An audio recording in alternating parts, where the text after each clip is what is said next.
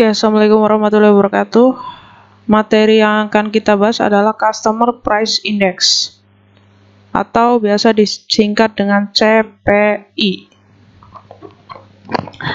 Apa itu Customer Price Index? Jadi Customer Price Index ialah indikator ekonomi yang digunakan oleh banyak negara untuk mengukur tingkat inflasi dan dipakai sebagai salah satu acuan untuk menentukan kebijakan yang paling efektif.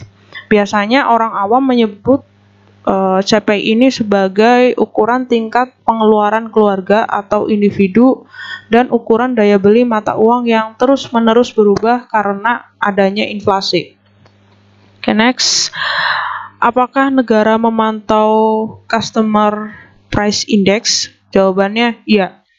Jadi negara-negara industri maju maupun negara berkembang seperti negara kita, Indonesia, selalu memantau tingkat inflasi dari waktu ke waktu. Informasi mengenai tingkat inflasi pada suatu periode tertentu diperoleh dari perubahan harga di tingkat konsumen maupun di tingkat produsen.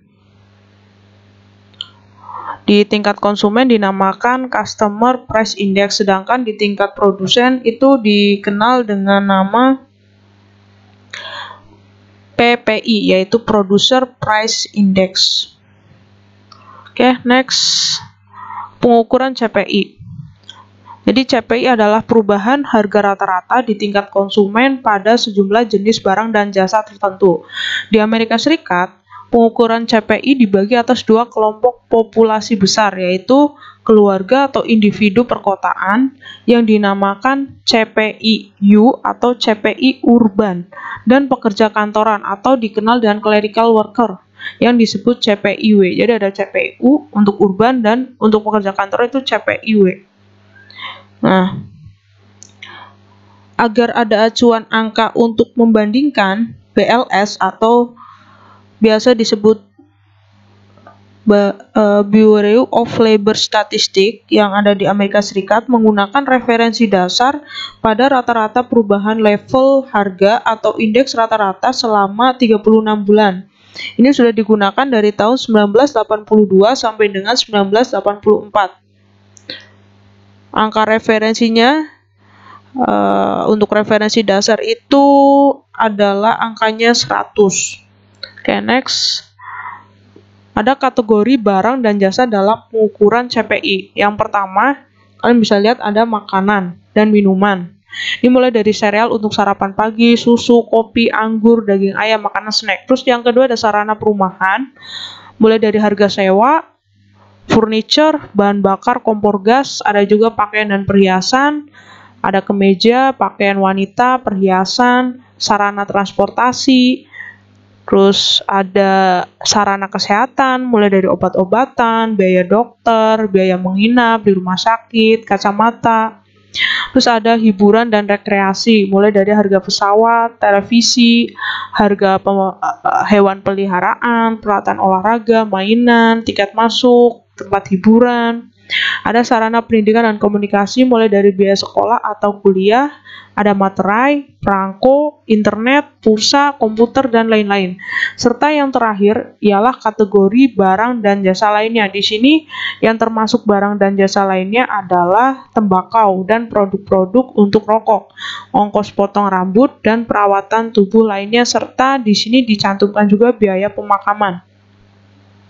Oke, dua jenis data CPI. Jadi laporan CPI biasanya memuat dua jenis data, yaitu CPI inti dan CPI total. Untuk CPI inti tidak memperhitungkan kategori barang, makanan, dan minuman, bahan bakar kompor gas, dan bahan bakar mobil yang fluktuasinya cukup besar.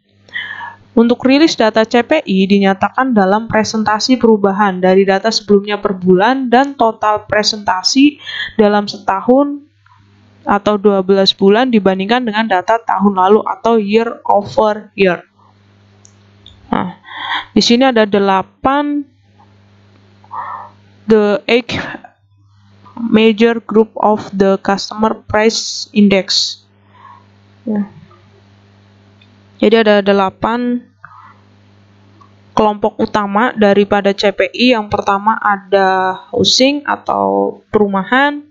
Ada apparel, pakaian, transportasi, education and communication, other goods and service, rekreasi, medical care, food and beverage. Jadi 8 ini yang menjadi kelompok utama daripada Customer Price Index.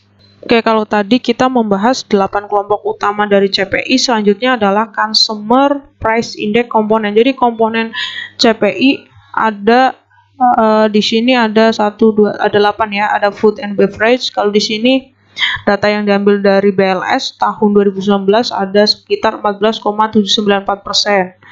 Housing itu sekitar 42% atau paling banyak menguasai Customer Price Index. Apparel, transportation, medicare, recreation, education and communication, other goods and service.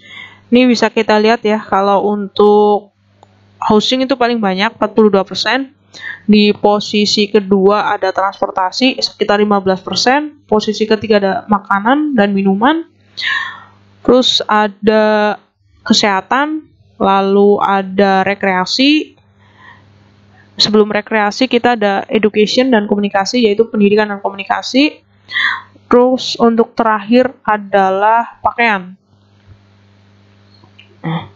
Untuk selanjutnya, mengapa Customer Price Index important? Kenapa sih CPI itu penting gitu ya? Alasannya ada 3. Yang pertama ialah untuk mengukur inflasi. Ini alasan pertama.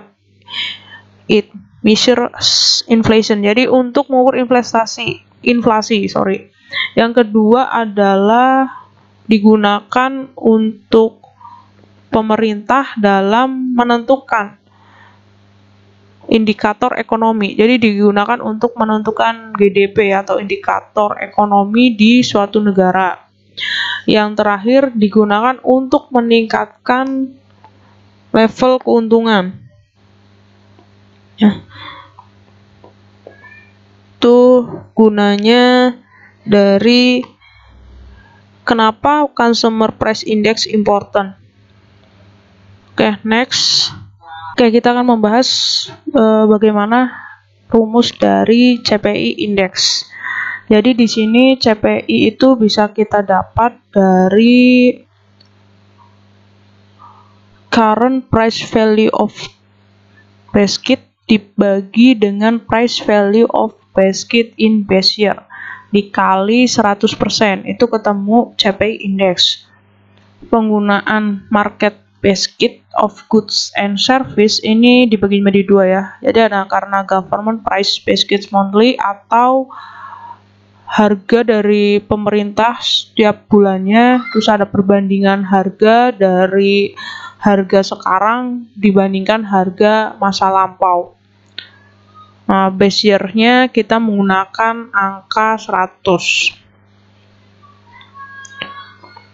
Oke, itulah materi tentang Customer Price Index atau CPI. Untuk langkah perhitungannya dan contoh soalnya akan saya bahas di sesi selanjutnya.